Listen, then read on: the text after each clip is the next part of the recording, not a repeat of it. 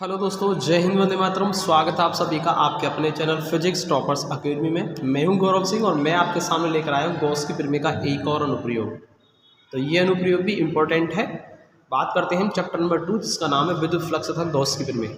ठीक है, और लेते हैं हम अनुप्रयोग नंबर 3।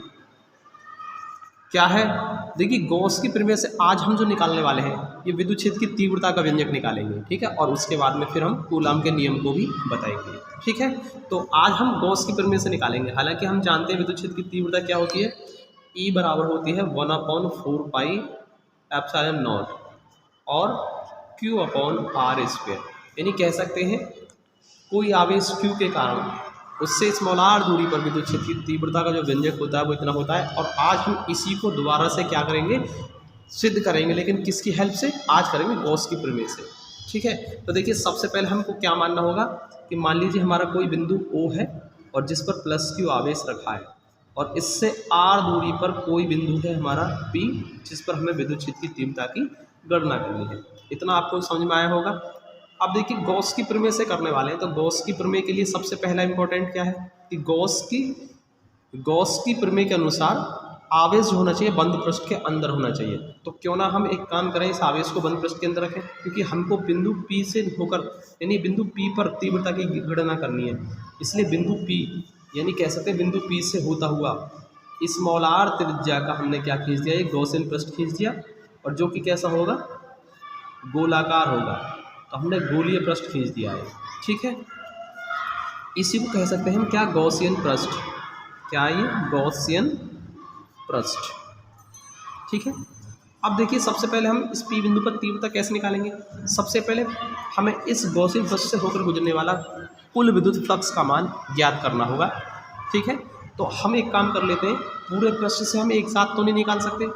सबसे पहले हम एक काम कर सकते हैं, छोटा सा क्षेत्रफल अवयव लेकर के, मान लीजिए DA हमने क्या लिया, छोटा सा क्षेत्रफल अवयव ले लिया हमने। ठीक है, और पहले इस छोटे से क्षेत्रफल से गुजरने वाला फ्लक्स निकाल देते हैं और फिर इंटीग्रेशन करके पूरा हम क्या निकाल देंगे, गॉसियन पृष्ठ से गुजरने वाला फ्लक्स निकाल देंगे। ठीक है, तो चलिए कोई नहीं, सबसे पहले हमने क्या करा, DA से होकर गुजरने वाला फ्लक्स निकालने की कोशिश की। कैसे? माना सूक्ष्म क्षेत्रफल अवयव DA से होकर गुजरने वाला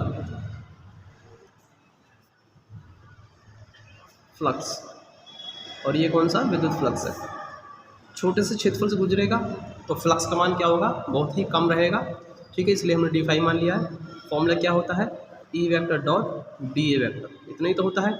और यहाँ से हम इसको EDA cos थीटा लिख सकते हैं। अब देखिए सबसे पहले हम इस पर आते हैं फिगर पर। अगर P बिंदु पर तीव्रता निकालेंगे तो किधर आएगी, इधर आएगी। और साथ ही साथ अगर हम इस पर DA वेक्टर ड्रॉ करेंगे, क्षेत्रफल सदिश ड्रॉ करेंगे, तो वो भी किधर आएगा, इधर। यानी कह सकते हैं थीटा बराबर 0, यानी कि E वेक्टर और DA वेक्टर के बीच बनने वाला कोण क्या है, 0 है, क्योंकि एक दूसरे क्या है, समांतर है। तो देखिए यहाँ पर हम क्या कर सकते हैं, D5 का मान लिख सकते हैं EDA और cos 0, और cos 0 हो गया हमारा 1, तो D5 की जो वैल्यू आ गई वो E इंटू DA आ गई। अब हमको निकालना है संपूर्ण गॉसियन पृष्ठ से होकर गुजरने वाला फ्लक्स। तो देखिए संपूर्ण गॉसियन पृष्ठ से होकर गुजरने वाला फ्लक्स, कौन सा फ्लक्स, विद्युत फ्लक्स। तो हम उसको मान लेते हैं फाई, और जो कि क्या होगा, इंटीग्रेशन D5 के बराबर होगा। कैसे? आप छोटे से पृष्ठ से गुजरने वाला फ्लक्स निकाल चुके हैं, इसका इंटीग्रेशन कर देंगे तो पूरे पृष्ठ से होकर गुजरने वाला फ्लक्स आ जाएगा। इंटीग्रेशन कर दीजिए इसका, और D5 है आपका E इंटू DA, और यहाँ से E को बाहर कर देंगे, इंटीग्रेशन DA। अब यहाँ से समस्या आती है कि इंटीग्रेशन DA क्या है। देखिए इंटीग्रेशन DA, देखिए सबसे पहले देखिए DA क्षेत्रफल कौन सा है, छोटा वाला, और इंटीग्रेशन DA मतलब पूरा पृष्ठ क्षेत्रफल होगा गोले का। ठीक है, तो गोले का पृष्ठ क्षेत्रफल कितना होता है, 4 पाई, त्रिज्या स्मॉल r है, 4 पाई R स्क्वायर हो जाएगा। ये होगी हमारी इक्वेशन नंबर फर्स्ट, और यहाँ लिख देंगे क्योंकि इंटीग्रेशन DA बराबर क्या है, 4 पाई R स्क्वायर गोले का पृष्ठ क्षेत्रफल, ठीक है। इसलिए हमने क्या कर दिया, इसको 4πr² लिख दिया। परंतु गॉस प्रमेय क्या होती है, परंतु गॉस प्रमेय अनुसार गॉस की प्रमेय जो होती है वो होती है फाई बराबर Q/ε0, ठीक है। इतना हो गया। अब हम समीकरण 1 और 2 से क्या देख रहे हैं, यहाँ लिखेंगे समीकरण 1 व 2 से। समीकरण 1 और 2 से हम क्या देख पा रहे हैं कि E × 4πr² की जो वैल्यू है वो किसके इक्वल आ गई, Q/ε0 के बराबर आ गई। और यहाँ से हम लिख सकते हैं कि E बराबर क्या होगा, 1/, देखिए 4π को हम नीचे ले जाएंगे, 4π ε0 इसमें ऑलरेडी है ही नीचे, और इस r² को भी क्या ले आएंगे, हम नीचे ले आएंगे। और यही तो होती है तीव्रता की वैल्यू, ठीक है। आई थिंक हमको यही प्रूव करना था, ओके। तो ये विद्युत क्षेत्र की तीव्रता हमने सिद्ध कर दी। अब हम करने वाले हैं कूलाम के नियम। तो कूलाम का नियम कैसे करेंगे हम, देखिए इधर हम करने वाले हैं कूलाम का नियम।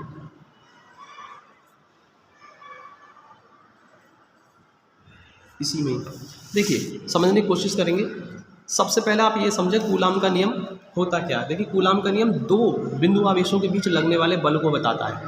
तो यहाँ पर हमारे पास क्या होना चाहिए, दो आवेश होने चाहिए सबसे पहले। तो हमारे पास एक आवेश तो है, इसके पास हमने एक बिंदु P पर एक और परीक्षण धनावेश Q0 की कल्पना की, ठीक है। और कहाँ रखा है, ये बिंदु P पर रखा है। अब इनके बीच में लगने वाला बल ही तो निकालना हमें, लेकिन Q0 आवेश जो रखा है, इस आवेश के विद्युत क्षेत्र यानी P पर क्या विद्युत क्षेत्र की तीव्रता E के, ठीक है, E पर रखा हुआ है, ओके। तो आप एक चीज़ जानते हैं, विद्युत क्षेत्र में जब किसी आवेश को रखते हैं तो उस पर सदैव क्या लगता है, एक बल लगता है। और उस बल का मान कितना होता है, F बराबर Q0 E, ओके। अब देखिए F बराबर Q0 और E क्या है, E जो है, क्योंकि हमने आवेश कहाँ रखा है, बिंदु P पर रखा है, तो इसका मतलब है बिंदु P पर विद्युत क्षेत्र की तीव्रता जो कि क्या है हमारी, इतनी आई है, ओके। तो हम इसको रख देते हैं, इसकी जगह पे क्या है 1/4πε0 और Q/r²।